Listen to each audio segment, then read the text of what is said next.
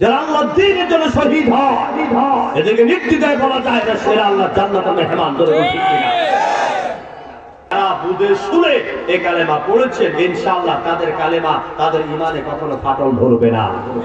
যারা আগে বুঝেন নাই এখন ইসলামী সাহিত্য পড়ে ইসলামী আন্দোলনে এসে ঈমানের ফজিলত, ঈমানের হাকিকত, ইসলামের হাকিকত এই বইগুলি পড়ার পরে, কোরআন হাদিস পড়ার পরে ঈমানকে বুঝছেন। আমরা দেখেছি বিগত 15 বছরে আমাদের অনেক ভাইকে জেল দিয়েছে, জরিমানা দিয়েছে, মামলা দিয়েছে, ঘরে ঘুমাইতে দেয় নাই, কিন্তু ইসলামী আন্দোলন থেকে ঈমানের রাস্তা থেকে তাদেরকে সরানো যায় না। যেই অন্যায়ের কারণে তাদেরকে তাড়াইলাম, পুনরায় যদি আবার কেউ সেইগুলি করে তাহলে মনে রাখবা তোমাদেরকেও ছেড়ে দেওয়া হবে না। ঠিক কিনা? নতুন করে দখলদারিত্ব করার জন্য নয়া স্বাধীনতা হয় নাই, নতুন করে টেন্ডারবাজি করার জন্য দেশ স্বাধীন হয় নাই। আগামী দিনের বাংলাদেশ হবে ইসলামের বাংলাদেশ, আগামী দিনে বাংলাদেশ হবে কোরআনের বাংলাদেশ। এই দেশে হিন্দু, খ্রিস্টান, বৌদ্ধ সব লোকের উপর, মুসলমানের উপর ন্যায় ইনসাফ প্রতিষ্ঠিত হবে ইনশাআল্লাহ। কোন তাবেদার, কোন জালিমের হাতে আর দেশ তুলে দেওয়া যাবে না।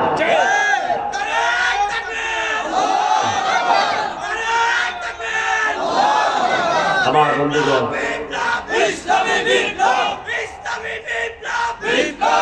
আমার ভাইয়েরা, আউযু বিল্লাহি মিনাশ শাইতানির রাজীম।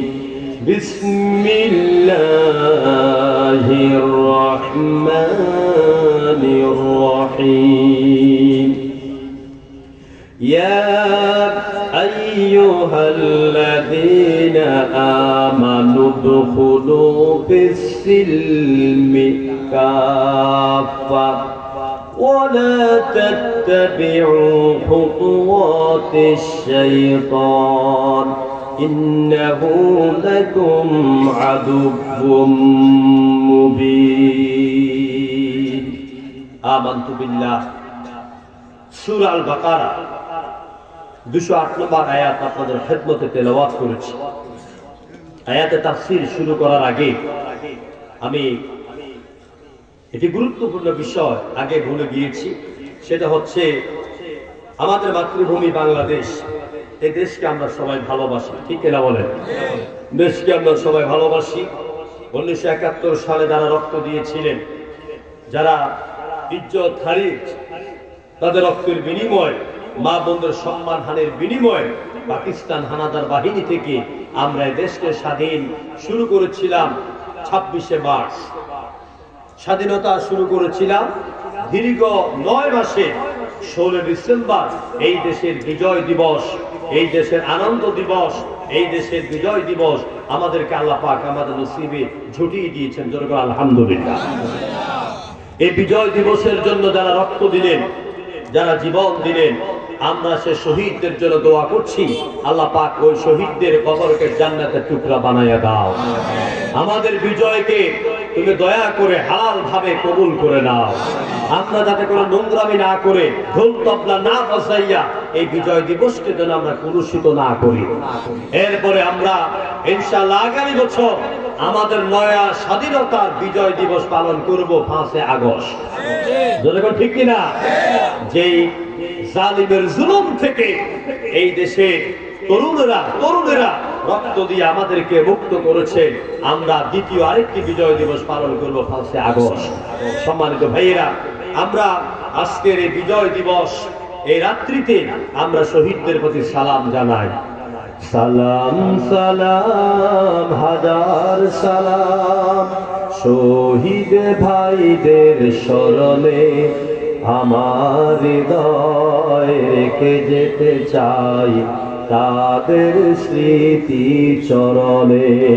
ঠিক কিনা বলেন? আল্লাহ সব শহীদদেরকে তুমি দয়া করে মাফ করে দাও। দরকার আমি আসুন, আল্লাহ পাক ইরশাদ করছে, ইয়া আইয়ুহাল্লাযীনা আমানু হাল আদুল্লু ইয়া আইয়ুহাল্লাযীনা আমানু দুখুলু ফিস-সিলমি কাফা। হে ঈমানদার সম্প্রদায়, উদখুলু ঢুকে পড়ো, প্রবেশ করো, ফিস-সিলমি ইসলামের ভিতরে কিভাবে একেবারে পরিপূর্ণভাবে। যেরকম সুবহানাল্লাহ। ولا تتبعوا خطوات الشيطان, আর তোমরা শয়তানের কোন পথ, শয়তানের কোন মত, শয়তানের কোন ইজম, শয়তানের কোন দেখানো পথ অনুসরণ করো না। ইন্নাহু লাকুম আদুব্বুম মুবিন, নিশ্চয় শয়তান হচ্ছে তোমাদের প্রকাশ্য বন্ধু না শত্রু? আর যখন কি শয়তান হচ্ছে তোমাদের প্রকাশ্য শত্রু। প্রিয় ভাইয়েরা, আল্লাহ রাব্বুল আলামিন তিনি আমাদেরকে খুব গুরুত্বপূর্ণ একটি বিষয় মেসেজ দিচ্ছেন এই আয়াতের ভিতরে। ইয়া আইয়ুহাল্লাযীনা আমানু, হে ঈমানদারেরা, এই যে আমরা এখানে যারা আছি সবাই বলেন তো আমাদের প্রথম পরিচয় কি? ঈমানদার। যখন কি কিন্তু বিগত 15.5 বছর আমাদেরকে শিখাইছে প্রথম পরিচয় আমরা বাঙালি। শিখাই নাই? আমরা কি বাঙালি না প্রথম পরিচয় ঈমানদার? প্রথম পরিচয় ঈমানদার। সেকেন্ড পরিচয় বাঙালি নয়, আমরা বাংলাদেশী। আমরা কি বাঙালি বললে বাংলাদেশি বলে পার্থক্য কোথায়? বাংলাদেশি বললে একক একটি ভূখণ্ড বোঝায়, আর বাঙালি বললে বাংলাদেশ সহ ওই পাশে আরেকটা আছে ওইটারও মিলিত করে দেয়। এই জন্য আমরা বাঙালির জন্য যুদ্ধ করি নাই, আমরা বাংলাদেশের জন্য যুদ্ধ করেছি। প্রিয় বন্ধুগণ, তো প্রথম পরিচয় হচ্ছে আমরা ঈমানদার। এখন আল্লাহ পাক আমাদেরকে বলছেন, ইয়া আইয়ুহাল্লাযীনা আমানু ইসমাউ কাওলি, ঈমানদাররা তোমরা আমি আল্লাহর কথাগুলো শুনো। আমি কি বলছি তোমাদের? তাহলে আল্লাহর কথা শোনার জন্য এবং আল্লাহর নির্দেশের আওতাভুক্ত হওয়ার জন্য এক নম্বর শর্ত হচ্ছে ঈমান আনতে হবে। কি আনতে হবে? ঈমান আনতে হবে। আল্লাহ পাক কিন্তু বলেন না ইয়া আইয়ুহান নাস, হে লোকেরা, এই কথা বলেন নাই, বলেছেন ঈমানদার। তো ঈমানদার কাকে বলে? যারা লা ইলাহা ইল্লাল্লাহ মুহাম্মাদুর রাসূলুল্লাহ পড়ছে তারাই তো ঈমানদার, তাই না? কথা বলেন না কেন? আমরা ঈমানদার। এখন এই ঈমান আনতে গিয়ে আমার সামনে যারা আছেন আমি সহ আল্লাহ যেইভাবে ঈমান আনতে বলেছেন, এখানে আলেম ওলামা সাধারণ মানুষ যারাই আছেন, আমি চ্যালেঞ্জ করে বলছি কেউ আল্লাহর কথা মতে কেউ ঈমান আনেন নাই। ঈমান আনছেন কেমনে? দাদা ঈমানদার, দাদি ঈমানদার, আম্মা ঈমানদার, আব্বা ঈমানদার, আপনি আর আমি ঈমানদারের ঘরের ঈমানদার, মুসলমানের ঘরের মুসলমান। কিন্তু আল্লাহ যেভাবে বলেছেন বুঝে শুনে ঈমান আনো, ওইভাবে আমরা কেউ বুঝে শুনে ঈমান আনি নাই। আল্লাহ পাক বলেন আমিনু কামা আমানান নাস, আমিনু আমল সিগা ঈমান আনো তোমরা, কামা আমানান নাস। এই কামা আমানান নাসের তাফসীর পড়তে গিয়া আমি তাফসীরে আজওয়াউল বায়ান, তাফসীরে ফাতহুল কাদির, এরপরে আপনার রুহুল মাআনি, রুহুল বায়ান, তাফসীর নূরুল কুলুব, নূরুল কুরআন, এসব প্রায় 17টা তাফসীর খুলে আমি দেখলাম নাস বলে আল্লাহ পাক যাদেরকে বুঝিয়েছেন এরা হচ্ছে আমার বিশ্ব নবী রাহমাতুল লিল আলামিনের তৈরি করা হীরকখণ্ড সাহাবায়ে কেরাম। সাহাবীরা যেইভাবে বুঝে শুনে ঈমান এনেছে, আমাকে আপনাকে ওইভাবে ঈমান আনতে আল্লাহ বলেছেন। কিন্তু আমরা বুঝে শুনে ওইভাবে কালেমার হক আদায় করে ঈমান না আনার কারণে আমাদের ঈমান হচ্ছে মাকড়সার বাসার মতো। যে কোনো সময় আমাদের ঈমানের উপরের তলা ভেঙে আকাশ থেকে পানি পড়ে। যেই কোনো সময় আমরা বাতিলের পাছাড়া গোলাম হয়ে যাই।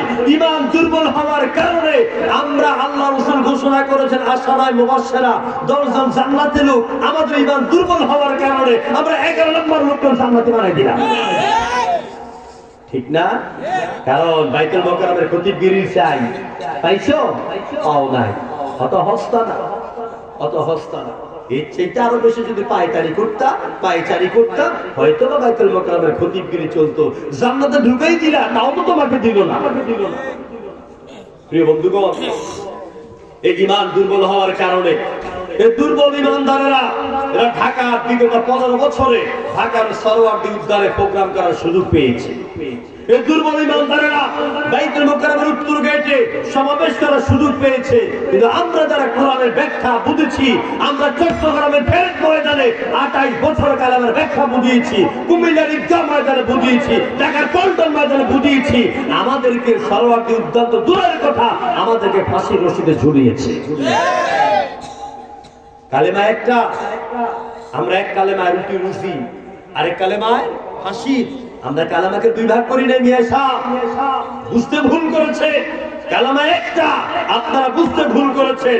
আপনারা কালেমাকে দুই ভাগ করে নরম নরম অংশগুলো গ্রহণ করে নিয়েছেন। কঠিন পর্যায়ের যে দায়িত্বটা, ওই দায়িত্বটা বুঝতেও পারেন নাই, পালনও করেন নাই। বলবে যে হুজুর কালেমাটা কি? লা ইলাহা ইল্লাল্লাহ মুহাম্মাদুর রাসূলুল্লাহ, এটা সকালে 1000 বার পড়ি পিসাবেরা। বাংলাদেশে 48,000 মাজার আছে। কত মাজার? 48,000 দরবার আছে। প্রত্যেক দরবারে বলে সকালে 1000 বার, রাতের বেলায় সার পরে 1000 বার, তাহাজ্জুদ পড়তে উঠলে 500 বার। তাসবিহ দানার ভিতরে ইল্লাল্লাহ ইল্লাল্লাহ, আরে আস্তাগফিরুল্লাহ। তোমার এই জিকির কে শিখিয়েছে? যে ফিস ফিস করে লা ইলাহা ভিতরে ইল্লাল্লাহ উপরে, কথা হচ্ছে লা ইলাহা। এটা হবে প্রাচ্যে প্রতিচ্যে, মসজিদের মিম্বরে, ময়দানে, সংসদে, রাজ দরবারে, রাজপথে আমার উচ্চ কণ্ঠে উচ্চকিত আওয়াজ হবে লা ইলাহা ইল্লাল্লাহ। আল্লাহ ছাড়া কোনো ইলাহা নাই। তোমারে লা ইলাহা কখন করা শিখেছে কেন? ওই পেয়েছে জিকির। ইসলাম অনুমোদিত এই জিকির নয়। বলতে হবে লা ইলাহা ইল্লাল্লাহু মুহাম্মাদুর রাসূলুল্লাহ। বলতে হবে, বলবেন লা ইলাহা মানে কি? লা ইলাহা, কোনো ইলাহা নাই। ইলাহা মানে কি? আল্লাহ ছাড়া দুনিয়াতে অনেক ইলাহ আছে, আছে না? অনেক ইলাহ আছে আল্লাহ ছাড়া। এই জন্য আল্লাহ পাক 15তম পারা সূরা বনী ইসরাঈলের সেকশন নাম্বার 3, ওখানে তিনি বলে দিলেন লা তাজআল মা'আল্লাহি ইলাহান আখার। আল্লাহ ছাড়া কাউকে ইলাহ মেনো না, আল্লাহ ছাড়া কাউকে ইলাহ সাব্যস্ত করো না। তোমার ইলাহ হচ্ছে ইন্নাকুম ইলাহুকুম ইলাহুন ওয়াহিদ, নিশ্চয়ই তোমাদের ইলাহ হচ্ছেন জনগণ কয়জন। ইলাহ মানে কি? মনে করে লোকেরা লা ইলাহা ইল্লাল্লাহ, আল্লাহ ছাড়া কোনো উপাস্য নাই, কোনো মাবুদ নেই, এই কথাই তো মনে করেন। আর কি? আল লিসানুল আরব নামক বিধান, এনসাইক্লোপিডিয়া ব্রিটানিকার 11তম সংস্করণ, কোরআনে বিভিন্ন আয়াত থেকে ইলাহ শব্দের প্রায় 21টি অর্থ আছে। ইলাহ শব্দের এক অর্থ হচ্ছে আইনদাতা, ইলাহ শব্দের অর্থ হচ্ছে জীবনদাতা, ইলাহ শব্দের অর্থ হলো মরণদাতা, ইলাহ শব্দের অর্থ হলো রিজিক দেওয়ার মালিক, ইলাহ শব্দের অর্থ হলো বিপদের সময় আশ্রয় দেওয়ার মালিক, ইলাহ শব্দের অর্থ হলো সার্বভৌমত্বের মালিক। লা ইলাহা ইল্লাল্লাহ, আল্লাহ ছাড়া কোনো আইনদাতা নাই। লা ইলাহা ইল্লাল্লাহ, আল্লাহ ছাড়া জীবনদাতা মরণদাতা কেউ নাই। লা ইলাহা ইল্লাল্লাহ, আল্লাহ ছাড়া রিজিকদাতা কেউ নাই। লা ইলাহা ইল্লাল্লাহ, আল্লাহ ছাড়া কারো আইন কারো শাসন মানি না। জনগণ ঠিক কিনা? সুতরাং আপনি যখন বুঝে শুনে এই ঈমান আনবেন, তখন আপনার উপরে নির্যাতন আসবে। লা ইলাহা ইল্লাল্লাহ এর অর্থ হলো আল্লাহ ছাড়া কাউকে রব মানি না। আমাদের রব কে? জোরে বল না ভাই। এই বিষয়গুলো আমাদের কাছে ক্লিয়ার না। ওয়াজ শুধু ওয়াজ না, আমাদের ঈমানটাকে সাচ্চা করার জন্য, প্রকৃত মুমিন হওয়ার জন্য এই কথাগুলো আমাদের শোনা দরকার না? দরকার না? দরকার। আল্লাহ হচ্ছেন আমাদের রব। পৃথিবীর কেউ আর রব হতে পারে না। তবে হ্যাঁ, আমাদের এই পৃথিবীর মানুষের রব হতে চেয়েছিলেন ফেরাউন, রব হতে চেয়েছিলেন নমরুদ, রব হতে চেয়েছিলেন আবু জাহেল, রব হতে চেয়েছিলেন সাদ্দাত, রব হতে চেয়েছিলেন আপনার তুরস্কের প্রধানমন্ত্রী কামাল আতাতুর্ক, রব হতে চেয়েছিলেন মিশরের প্রেসিডেন্ট জামাল মোহাম্মদ নাসের, রব হতে চেয়েছিলেন 41 সাল পর্যন্ত যিনি ক্ষমতা থাকবেন তিনি। প্রিয় বন্ধুগণ, আল্লাহ বলছেন দুনিয়ার কেউ তোমাদের রব নয়, রব হচ্ছে আমি আল্লাহ। রবকে? আসিয়াকে ফেরাউন বলল, আসিয়া রে, তুমি আমার প্রেমিকা, তুমি আমার স্ত্রী, তুমি আমার সহধর্মিণী, তুমি আমার অর্ধাঙ্গিনী, আমি তোমার রব, আমাকে রব মানো। আমি নোয়াখাইলে বাসা গানে হাগল ছিল, আপনি আমার স্বামী, আপনারা আমি রব কেমনে করি? কয় না, আমি তোমার রব। কয় না, আপনি আমার স্বামী, আমার প্রেম, আমার ভালোবাসা, প্রয়োজনে 1 লক্ষ বার বলবো I love you, I love you, কিন্তু রব বলতে আমি পারবো না। আমার বন্ধুগণ, ফিরাউন যখন দেখলেন কাল সাপ্ত আমার ঘরে এত চেষ্টা করলাম, আমাকে সে রব মানে না, আমাকে রব বলে স্বীকার করে না, আমি তো তাকে এমনি এমনি ছেড়ে দিতে পারি না। এবার আসিয়াকে বলল, আসিয়া তুমি যদি আমাকে রব মানো, আমাকে রব না মানো, তাহলে তোমার জন্য অনেকগুলো শাস্তি অপেক্ষা করছে। আসিয়া বলছি, প্রাণের স্বামী, আপনার মনে যা চাই আপনি তা করুন, আমি কোনো বাধা দেব না। ফেরাউনের মেজাজ গরম হয়ে গেল। ফেরাউন তিনি বলছেন, ও আমার জল্লাদ বাহিনী, যাও তাড়াতাড়ি করে তোমরা চতুর্দিকে লোকজনকে খবর দিয়ে দাও, আমার রাজ্যের মধ্যে লোকদেরকে জমা করে দাও। সবাইকে জমা করলো আর বলল, এবার আমার প্রাণপ্রিয়া স্ত্রী আসিয়াকে ঘর থেকে টেনে আনো। সমস্ত লোকদের সামনে আসিয়াকে আনা হলো, আর তার শরীরের সব কাপড়গুলি খুলে তাকে উলঙ্গ করে দিল। উলঙ্গ করে দেওয়ার পর তার হাত বাঁধলো, তার পাও বাঁধলো। এবার জল্লাদকে বলল, কাঠের মধ্যে যে প্যারাক ঢুকাইছো, বড় বড় জিঞ্জিরা, আগে যে আমরা তাল গাছ দিয়ে বাড়ি বানাইতাম, ঘর বানাইতাম, লম্বা লম্বা জিঞ্জিরা, এগুলো ঢুকাও। বিরাট একটা কাঠের মধ্যে এগুলো আগেই ঢুকায় রাখছে। বলছে, এবার এটাকে চিৎ করে দাও। আমি আল বেদায় ওয়া নেহায়া থেকে কথা বলছি, দেখে চিৎ করে দাও। ওই কাঠের টুকরা চিৎ করে দিল। হযরত আসিয়ার উলঙ্গ নরম শরীরটা কি ওই কাঠের মধ্যে শোয়া দিল। আর জল্লাদকে বলল, এবার উপর থেকে হাতুড়ি দিয়ে ভালো করে আঘাত করতে থাকো। এক একটা আঘাতের সঙ্গেই ওই প্যারাকগুলি পিঠ দিয়া ঢুকে বুক দিয়া বের হয়ে যায়।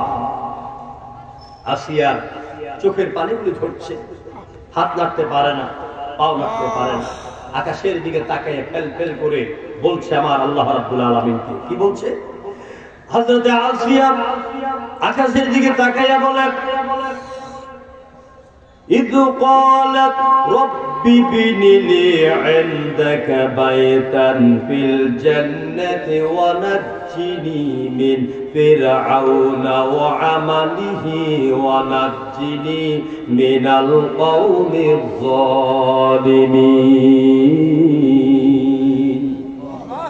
আল্লাহ পাক বলেন, আসিয়া আকাশের দিকে ফেল ফেল করে তাকাইয়া চোখের পানিগুলো ছেড়ে দিল আর চিৎকার মেরে বলছে, আমার রব, তুমি দয়া করে তোমার কাছে আমার জন্য জান্নাতে একটা বাড়ি বানাইয়া দাও।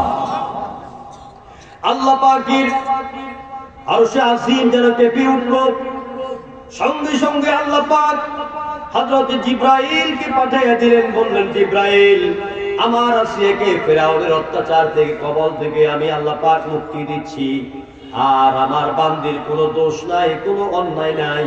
আমি আল্লাহর উপর এমন ভাবে ঈমান আনলো, আমি আল্লাহকে রব মানলো, এই কারণে তাকে এইভাবে শাহাদাত বরণ করতে হয়েছে। ও আমার জিবরাইল, আমার জান্নাতের 8টি দরওয়াজা তোমার হাতের তালু করে আমার আসিয়ার সামনে তুলে ধরো। আসিয়া জান্নাতের দিকে তাকিয়ে হাসতে হাসতে জীবন দিয়ে দিল। আল্লাহু আকবার। মুমিনেরা জালিমের দেওয়া মৃত্যুকে, ফাঁসির রশিকে জুতার পিতা মনে করে। ঠিক কিনা? পৃথিবীর সমস্ত আলেমদের মধ্যে 38 নম্বর আলেম ছিলেন আল্লামা শহীদ মতিউর রহমান নিজামী। এটা জানেন আপনারা? সারা দুনিয়ার মধ্যে 38 নম্বর আলেম ছিলেন তিনি। যখন তাকে ফাঁসির রশিতে নিয়ে যাবে, ছেলেকে ডাক দিল, বাবা, আল্লাহ জান্নাতে যাব, কোন পোশাক পরে গেলে ভালো লাগবে? ছেলে বলছে, আব্বু, তুমি সাদা পাঞ্জাবি আর ছোট গিরার উপর সাদা পায়জামা পরলে তোমাকে অনেক সুন্দর লাগে। বাবা বলছে, আমি এটা পরেই আল্লাহ জান্নাতে যাব। হাস্যোজ্জ্বল চেহারায় আল্লাহ জান্নাতে চলে গেলেন। যারা আল্লাহ দ্বীনের জন্য শহীদ হয়, এদেরকে নির্দ্বিধায় বলা যায় না সেরা আল্লাহ জান্নাতের মেহমান। ধরে ঠিক কিনা? আমার ভাইয়েরা, সুতরাং আল্লাহর উপর ঈমান আনলে পরে অনেক নির্যাতন ভোগ করতে হবে। আমি ঈমানের উপর কথা বলতে গেলে একটানা 4 ঘন্টা বলতে পারবো ইনশাআল্লাহ, মহাশূন্য দিয়ে।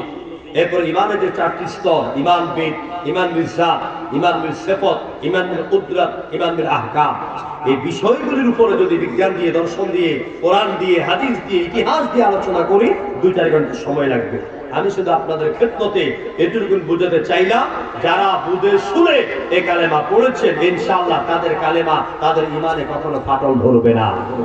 যারা আগে বুঝেন নাই, এখন ইসলামী সাহিত্য পড়ে, ইসলামী আন্দোলনে এসে ঈমানের ফজিলত, ঈমানের হাকিকত, ইসলামের হাকিকত এই বইগুলি পড়ার পরে, কোরআন হাদিস পড়ার পরে ঈমানকে বুঝছেন। আমরা দেখেছি বিগত 15 বছরে আমাদের অনেক ভাইকে জেল দিয়েছে, জরিমানা দিয়েছে, মামলা দিয়েছে, ঘরে ঘুমাইতে দেয় নাই, কিন্তু ইসলামী আন্দোলন থেকে, ঈমানের রাস্তা থেকে তাদেরকে সরানো যায় না। এটার দ্বারা বোঝা গেল আমরা কিছুটা হলেও ঈমান বুঝছি। হযরত বেলালকে যেমন সরানো যায় নাই, খুবাইবকে যেমন সরানো যায় নাই, খাব্বাবের কোমরের মধ্যে লোহা গরম করে সেক দিয়া হাড্ডি বের করে ফেলছে, ঈমানের রাস্তা থেকে সরানো যায় না। ইনশাআল্লাহ প্রয়োজনে আরেক সাগর রক্ত দিব বাংলাদেশের জমিনে কোরআনের রাজ কায়েমের জন্য, ঈমানের রাস্তা থেকে সরব না। ইনশাআল্লাহ আল্লাহ পাক আমাদেরকে শিরক মুক্ত ঈমান আনার, ঈমান গ্রহণ করার, ঈমানদার হওয়ার তৌফিক দান করুন, আমিন। এরপর আল্লাহ বলছেন, উদখুলু ফিস-সিলমি কাফা, ইসলামের মধ্যে ভালো করে ঢুকো, পরিপূর্ণভাবে ঢুকো। এখন বুঝতে হবে ইসলাম কি। এটা সিলবুন থেকে এসেছে। ইসলাম শব্দটি বাবে ফাল থেকে আসে। ইসলাম মানে আমরা মনে করি শান্তি। জোরে বলেন কি? শান্তি। ইসলাম মানে শুধু অর্থ শান্তি নয়। ইসলামের প্রাথমিক গ্রহণযোগ্য অর্থ হচ্ছে আনুগত্য করা। কি করা? আনুগত্য করা, ইতাআত করা। আপনি আর আমি যখন আল্লাহ পাকের পূর্ণ আনুগত্য করব, আল্লাহর আইন মানব, আল্লাহর হুকুম মানব, তখন আমাদের উপরে শান্তির বাড়িধারা আপনার অবধারিত হবে ইনশাআল্লাহ। প্রিয় বন্ধুগণ, ইসলাম মানে কি? ইসলাম মানে হচ্ছে আনুগত্য করা। ইসলাম কি? ইসলাম হচ্ছে কি কমপ্লিট কোড অফ লাইফ। ইসলাম পরিপূর্ণ জীবন ব্যবস্থা। এই জিনিসটা আপনারা ভালো করে বুঝেন। আমি ছোট্ট মানুষ, নগণ্য মানুষ, আমার অনেক ওলামায়ে কেরাম ভাই আছে। এই বিষয়টা আমাদের এলাকায় লোকদের কাছে ক্লিয়ার নয়। মনে করে আমরা মুসলমান, নামাজ কালাম তো পড়ি আর কি, কিন্তু ইসলামটাকে পরিপূর্ণ আমরা বুঝি না। ইসলাম হচ্ছে ইন্নাদ দীনা ইনদাল্লাহিল ইসলাম। ইসলাম হচ্ছে আল্লাহর কাছে একমাত্র গ্রহণযোগ্য জীবন ব্যবস্থা। ইসলাম শুধু ধর্ম নয়, ইসলাম হচ্ছে জীবন ব্যবস্থা।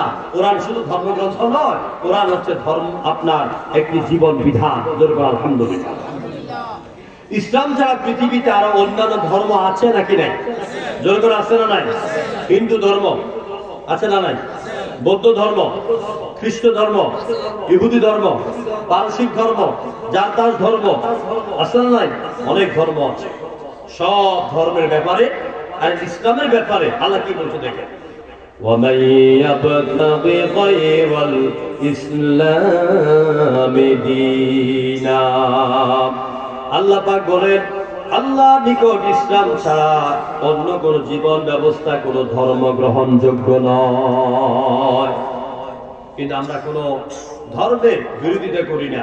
আমরা এই কথা বলি না যে বাংলাদেশ থেকে হিন্দুদেরকে তাড়াইয়া দাও। আমরা এই কথা বলি না হিন্দুদের মন্দির ভেঙে দাও, খ্রিস্টানদের প্রেগোডা ভেঙে দাও। আমরা এই কথা বলি না। আমরা বলি ইসলাম হচ্ছে পৃথিবীতে সেরা ধর্ম। আলহামদুলিল্লাহ, আপনারা খুশি হবেন জেনে সারা দুনিয়া একটা জরিপে দেখা গেছে খ্রিস্টান ধর্মকে পিছনে ফেলে এখন ইসলাম হচ্ছে সারা দুনিয়াতে 1 নাম্বার। গত কয়েকদিন থেকে আফ্রিকা একসাথে 10,000 খ্রিস্টানেরা ইসলাম কবুল করেছে। প্রিয় বন্ধুগণ, এই ইসলাম হচ্ছে আল্লাহর কাছে প্রিয় ধর্ম। এখন ইসলাম মানে হচ্ছে আত্মসমর্পণ করা, আনুগত্য করা। তো প্রশ্ন হতে পারে যে আমরা আত্মসমর্পণ করব কার মতন, কার থেকে শিখবো আমরা?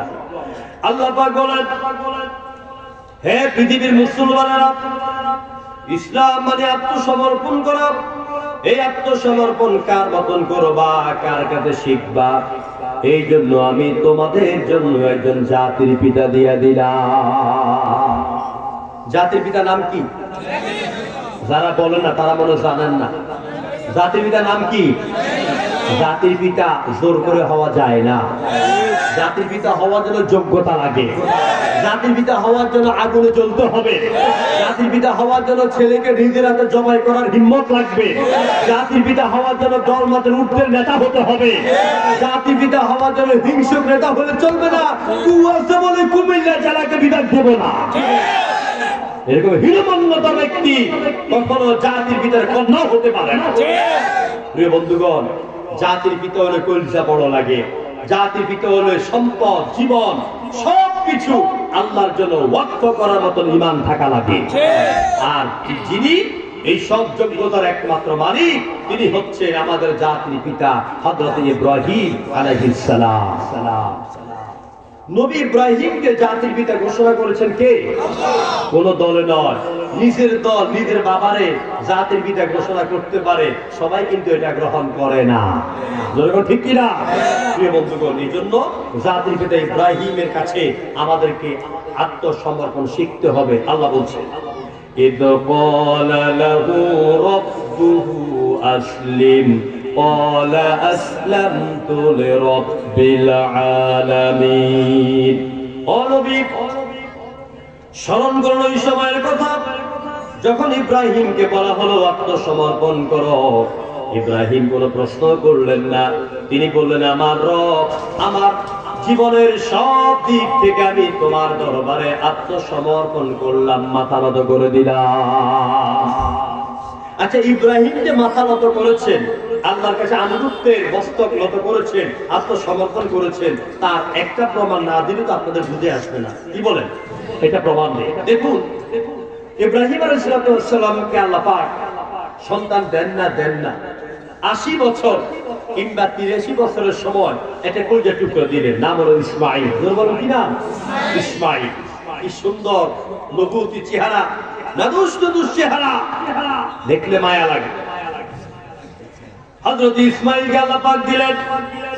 দেবার পরে আমার আল্লাহ পাক বলে দিলেন, আমার খলিল, আপনার নবজাতক সন্তান আর আপনার স্ত্রী হাজরাকে আমি যেখানে বলবো সেখানে রেখে আসতে হবে। ইব্রাহিম কোনো প্রশ্ন করলেন না। আল্লাহ জিবরাইলকে পাঠিয়ে দিলেন। তাফসীর ইবনে কাসিরের ভিতরে কথাগুলি এলো, হযরত ইব্রাহিম তাকে নিয়ে জিবরাইল সামনে চলছেন। ইব্রাহিমের পাশে ইব্রাহিমের স্ত্রী, আর ইব্রাহিমের কোলের মধ্যে ইব্রাহিমের কোলের মধ্যে রয়েছে না দুষ্ট চেহারার পয়গম্বর হযরত ইসমাঈল। ইরাক থেকে মরুভূমির দিকে পথ চলছে, কত পাহাড়, কত সাগর, কত নগর পাড়ি দিয়ে যখনই কোনো ছায়া পায় ইব্রাহিম একটু দাঁড়া। জিবরাইলকে জিজ্ঞেস করেন, এখানে কোনো উটি আছে? জিবরাইল বলছেন, না, সামনে চলে। যেতে যেতে বর্তমানে কাবা শরীফ যেখানে, এখন তো পাহাড় কেটে বিল্ডিং বানানো হলো। ওই সময় পাহাড়ে ঘেরা, মানুষ নাই, পশু নাই, পাখি নাই, কিচির মিচির আওয়াজ নাই, পানি নাই, ছায়া নাই। এই কাবা শরীফের কাছে আসার পরে হযরতে ইব্রাহিমকে জিবরাইল বলছে, ইয়া খলিলুল্লাহ, এখানে আপনার স্ত্রী এবং দুগ্ধপোষ্য সন্তান ইসমাঈলকে রেখে যাওয়ার হুকুম আল্লাহ দিয়েছে। ইব্রাহিম ডানে তাকালেন, বামে তাকালেন, সামনে তাকালেন, মানুষ নাই, জল নাই, পানি নাই, আকাশের কোনো ছায়াও নাই, কোনো কথা বললেন না। স্ত্রী হাজরাকে, শিশু ইসমাঈলকে রেখে কিছু খেজুর, একটু পানি দিয়া তিনি সোজা চললেন আবার ইরাকের বেবেলের দিকে। পেছন দিক থেকে হাজরা রেখে বলেন, আল্লাহর খলিল, আমাদের কি জনমানব শূন্য জায়গা রেখে যান কই? ইব্রাহিম পেছনের দিকে তাকায় না, কোনো কথাও বলে না, নীরবে চোখের পাতা ভিজে ভিজে দরদর করে পানি পড়ে। যেরকম আল্লাহু আকবার। স্ত্রী আবার প্রশ্ন করলেন, ও আল্লাহর খলিল, আমাদের ব্যবস্থা কে দেখবে, কে দেখাশোনা করবে? তিনি কোনো কথার জবাব দিলেন না। তিন নম্বরে স্ত্রী প্রশ্ন করলেন, আল্লাহর খলিল, শেষ প্রশ্ন, আমি আপনাকে আর বিরক্ত করব না, আপনি বলুন তো দেখি, এখানে রেখে যাওয়ার জন্য আল্লাহর কোনো হুকুম আছে নাকি? হযরত ইব্রাহিম মাথা নেড়ে নেড়ে স্ত্রীকে বুঝালেন হ্যাঁ আল্লাহ হুকুম আছে, তাও স্ত্রীর দিকে মুখ ঘুরান নাই। যদি ইব্রাহিমের চোখের পানি দেখে স্ত্রী নরম হয়ে যাবে, ইব্রাহিম নরম হয়ে যাবে, আল্লাহর কাছে পূর্ণ আত্মসমর্পণ করতে পারবেন না। এই জন্য তিনি ইরাকের দিকে ফিরে ফিরে চলছে। এবার স্ত্রী ডেকে ডেকে বলেন, প্রাণের স্বামী আল্লাহর খলিল, আপনি চলে যান, আর আপনাকে প্রশ্ন করে বিব্রত করব না। যে আল্লাহ পাক আমাদের অসহায় মা আর ছেলেকে এখানে রেখে যাওয়ার জন্য আপনাকে হুকুম করেছেন, ওই আরশের মালিক আল্লাহ রাব্বুল আলামিন আমাদের থাকা, খাবার আর নিরাপত্তার ব্যবস্থা করে দিবে। আর জোরে বলেন সুবহানাল্লাহ। একবার সুবহানাল্লাহ বলে কি কয়টা? হ্যাঁ, আরে সব প্রশ্নে আপনারা ফেল করেন। হুজুরা শুধু আইয়ে গলার সুর আর আচমকা আচমকা কথা বলে যায়। সুবহানাল্লাহ বলেন 10টা নেকি নয়। যেহেতু কোরআনের ফজিলতের ব্যাপারে আল্লাহ বলেছেন, মান ক্বারা, আল্লাহ নবী বলেছেন, মান ক্বারা হারফাম মিন কিতাবিল্লাহি তাআলা ফালাহু আশার।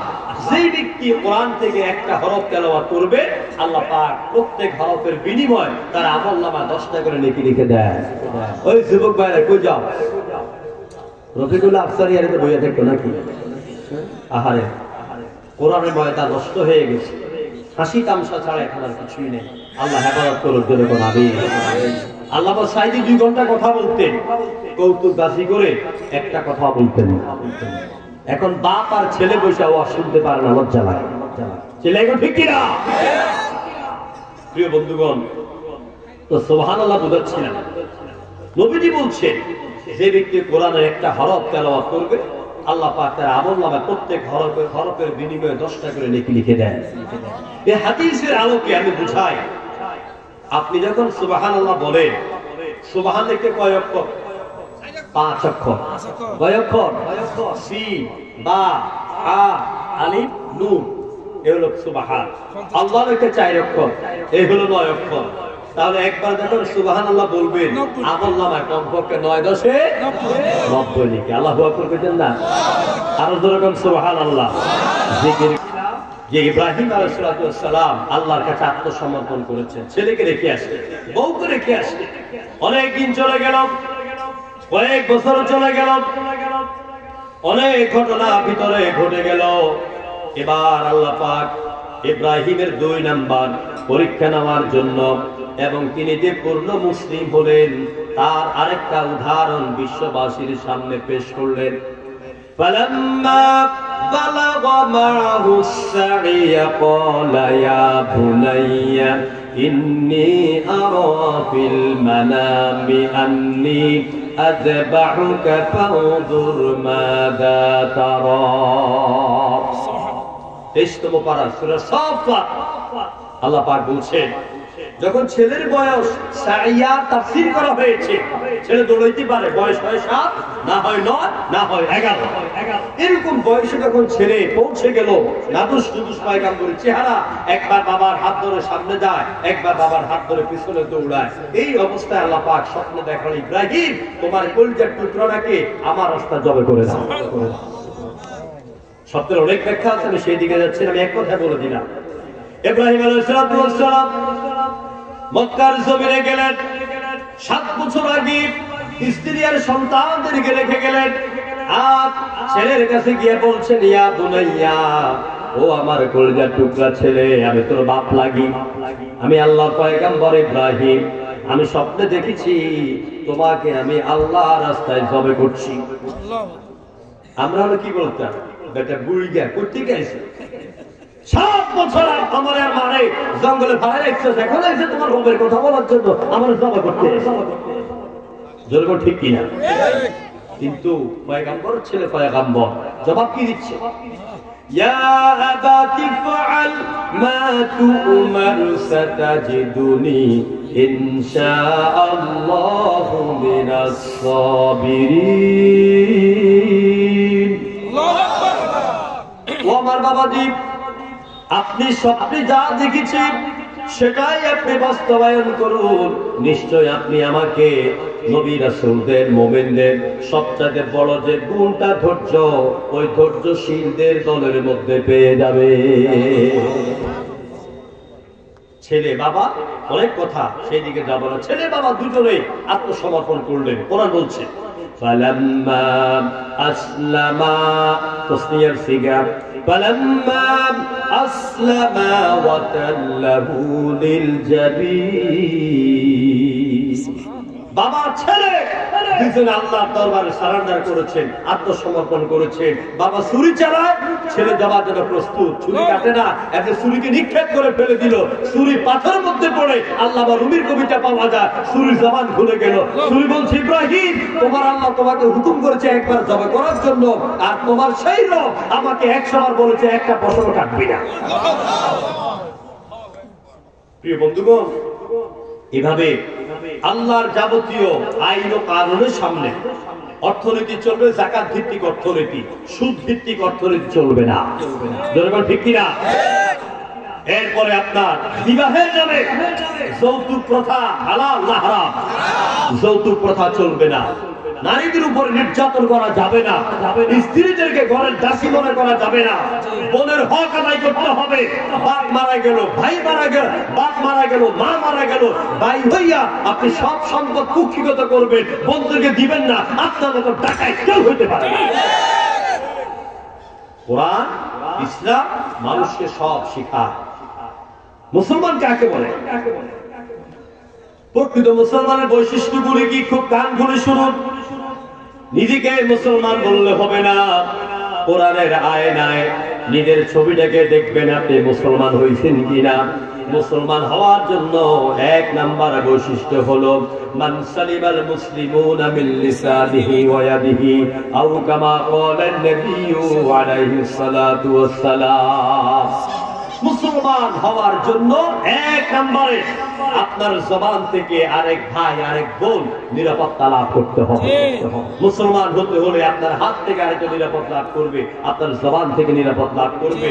বিগত 15 বছর আমরা দেখেছি পাশের বাড়ির বল্টু মিয়া কোমরের মধ্যে কারা কি জানি একটা আছে, টিপ মারে, মানে কি মানুষের বুক ঝাঁচড়া হয়ে যায়। ওই যে একটা পকেটে মাল থাকে, মাল কি বলে রে, মাল থাকে, মালের বড়াইয়ে তার কিনাতে দাঁড়ানো যায় না। সে কি করলো? যারা কোরআনের পক্ষে কথা বলে, যারা কোরআনে আন্দোলন করে, যেই ছেলেরা সমাজের সবচেয়ে ভদ্র, ঠিক মতো নামাজ পড়ে, এটা তো হেইটা বাস থানাবাদের নামের তালিকা দিয়া ওরা পুলিশের কাছে ধরা গেছে। তাহলে বোঝা গেল কি আপনি আব্দুল রহিম না, আপনি বল্টু মিয়া, আপনি আব্দুল করিমকে ধরাই দিচ্ছেন। বুঝতে হবে আপনার হাত থেকে আপনার জবান থেকে ব্যক্তি নিরাপত্তা লাভ করে নাই, আপনি মুসলমান হইতে পারেন না। 2 নম্বর বৈশিষ্ট্য হচ্ছে মুসলমান অনর্থক কথা বলে না। আমাদের অনেক বক্তারা স্টেজে বসে বহুত অনর্থক কথা বলে, ঠিক কিনা বলেন? 1.5 ঘন্টা কথা বলছি, বলুন তো কোরআনের বাইরে কথা বলছি? অনর্থক কথা বলা যাবে না। কারণ যা বলতেছি মা ইয়ালফিযু মিন কাউলিন ইল্লা লাদাইহি রাকীবুন আতীদ। মানুষ এমন কোনো কথা বলে না যা তার আমলনামা রেকর্ড হয় না। আমাকে আল্লামা সাইদি কিনে দিয়ে বসায় বলছে, বাবা এই কোরআনটা তোমার হাতে দিলাম, যতদিন কথা বলবা কোরআনকে সামনে করে কথা বলবা। আমি জুতাগুলি পরাই দিতাম, মাঝে মাঝে টুপিটা পরাই দিতাম। কুমিল্লা ঈদগাহ ময়দানে মহিলা সমাবেশে তিনি সকালবেলা এসে আমার জামা খুলে 5টা আঙ্গুল ঢুকাই এভাবে দিয়ে আমাকে দোয়া করে দিয়েছে। প্রিয় ভাইরা, আমাদের যাকে লক্ষ লোক আসতে পারে, মনে রাখবেন আল্লামা সাইদি আর এই জমিনে আসবে না। একজন এসেছিলেন মুজাদ্দিদ। সুতরাং অনর্থক কথা কোথাও বলা, দোকানেও বলা যাবে না, মাহফিলও বলা যাবে না, কোথাও বলা যাবে না। عن علي رضي الله تعالى عنه قال قال رسول الله صلى الله عليه وسلم من حسن اسلام المرء تركه ما لا يعني। কোন ব্যক্তি ইসলামী জিন্দেগীর সৌন্দর্য ও বৈশিষ্ট্য এটাই হতে পারে সে কখনো উদ্দেশ্যহীন এবং অনর্থক কথা বলে না। বেহুদা কথা বলবেন না। والذين هم عن اللغو معرضون। মুমিনের একটা বৈশিষ্ট্য হচ্ছে এরা বহুদা বেহুদা অনর্থক কথা বলে না। এরপর মুমিনের 3 নম্বর বৈশিষ্ট্য মুসলিম আকল মুসলিম, মুসলমান ভাই ভাই। মুসলমান কি? লা ইয়াগরিবুহু, এরা কেউ কারো উপর অত্যাচার করে না, ওয়ালা ইয়াকজিলুহু, কেউ কাউকে লাঞ্ছিত করে না, ওয়ালা ইউতিরুহু, তাকে লজ্জিত করে না। এটা হচ্ছে মুসলমান। একে অপরকে ভালোবাসবে। আল্লাহ পাক আমাদেরকে পরিপূর্ণ মুসলিম আমার তৌফিক দিয়ে দাও। মুসলমান যুবক ভাইদের উদ্দেশ্যে বলি, যুবক ভাইরা ইসলামকে মানতে হবে। মনে রাখবেন, যৌবন হলো জীবনের একটা রঙিন চশমা। যৌবনটা কি? যুবক ভাইদের উদ্দেশ্যে বলি, এটা রঙিন চশমা। এই রঙিন চশমা চোখে দিয়ে কত কিছু চোখে দেখে। এক সময় যখন গালের চামড়া পটে যাবে, যৌবনের সেক্স পাওয়ার চলে যাবে, তখন আপনারা কেউ ঢিলাও মারবে না। কিন্তু গুনাহটা করে ফেলেছে মদের বোতল লইয়া, জুয়ার আসর লইয়া, যে অত্যাচারে যে গুনার মধ্যে লিপ্ত হয়েছে, আপনার জীবন, আপনার ঈমান, আপনার আমল, আপনার আখিরাত সব ধ্বংস করে দিয়ে চলে যায়। আমি যে আয়াত আপনাদের সামনে নিয়েছি, আপনাদের শোনা ধৈর্য নাই, বুঝতে পেরেছি। ইয়া আইয়ুহাল্লাযীনা আমানু দুখুলু ফিস-সিলমি কাফা। এই ইসলামের মধ্যে ঢুকতে হলে 10টা দরজা লাগবে, 10টা গেট লাগবে। কয়টা গেট? 10টা গেটের আলোচনা করলে অন্তত এরকম আরো 2 দিন মাহফিল লাগবে। কোরআন সেই কিতাব যার আলোচনা শুরু করা যায়, শেষ করা যায় না। আমি আমার প্রাণ প্রিয় যুবক ভাইদেরকে বলবো, জমিন কার? আরো একটু জোরে বলতে হবে, জমিন কার? এই জমিনে মাঝে মাঝে লড়াই হয়, হয় কিনা বলেন? সংগ্রাম হয়, আন্দোলন হয়। মনে রাখবেন, 24 সালের 5 আগস্ট পর্যন্ত আমাদের ছাত্র ভাই বোনেরা আন্দোলন করেছেন, রক্ত দিয়েছেন, তারা যারা যৌবনের স্বাদ মেটাতে পারেন নাই, মা বাবার মনের আশা প্রত্যাশা পূরণ করতে পারেন নাই, শহীদ হয়েছে, মারা গিয়েছে, বুলেটের আঘাতে বুক ঝাঁঝরা হয়ে গেছে। আচ্ছা, এরা কেন রক্ত দিল? এরা রক্ত দিয়েছে একটা জালিমের বিরুদ্ধে। জালিমরা কি করেছে? দখলদারিত্ব করেছে, চাঁদাবাজি করেছে, মানুষ খুন করেছে, মানুষের মুখের ভাষা কেড়ে নিয়েছে, ভোটের অধিকার কেড়ে নিয়েছে, অত্যাচার করেছে, এলাকায় এলাকায় তন্দ্রে তন্দ্রে রন্ধ্রে রন্ধ্রে নেতা সেজে গেছে, সাধারণ মানুষের উপর অত্যাচার করেছে। বাস স্টেশন দখল, রেল স্টেশন দখল, দোকান দখল, বাজার দখল, সিএনজি স্টেশন দখল, এভাবে বহু জায়গা দখল করেছে। জনগণ ঠিক কিনা? যেই অন্যায়ের কারণে তাদেরকে তাড়াইলাম, পুনরায় যদি আবার কেউ সেইগুলি করে, তাহলে মনে রাখবা তোমাদেরকেও ছেড়ে দেওয়া হবে না। ঠিক কিনা? নতুন করে দখলদারিত্ব করার জন্য স্বাধীনতা হয় নাই, নতুন করে টেন্ডারবাজি করার জন্য স্বাধীন হয় নাই। আগামী দিনে বাংলাদেশ হবে ইসলামের বাংলাদেশ, আগামী দিনে বাংলাদেশ হবে কোরআনের বাংলাদেশ। এই দেশে হিন্দু, খ্রিস্টান, বৌদ্ধ সব লোকের উপর, মুসলমানের উপর ন্যায় ইনসাফ প্রতিষ্ঠিত হবে ইনশাআল্লাহ। কোন তাবেদার, কোন জালিমের হাতে আর দেশ তুলে দেওয়া যাবে না।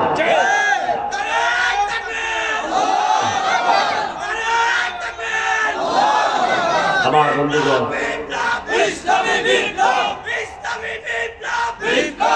আমার ভাইয়েরা, লড়াই হবে 2 পথে। আমার মুসলমান ভাই, আমি আপনার পায়ে হাত দিয়ে বলে যাই, আমি কাউকে ভালো করে চিনিও না, কারোর সাথে শত্রুতাও নাই।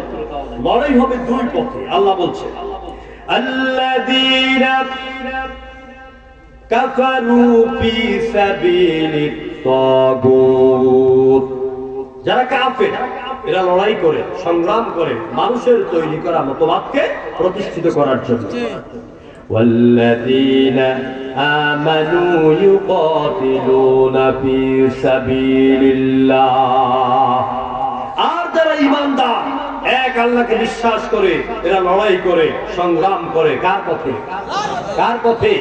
এরা পকেটে টাকা দিয়া সংগ্রাম করে, এরা পকেট ভরার জন্য আন্দোলন করে না। এটাই হচ্ছে পার্থক্য দুনিয়া আর আখিরাতের মধ্যে।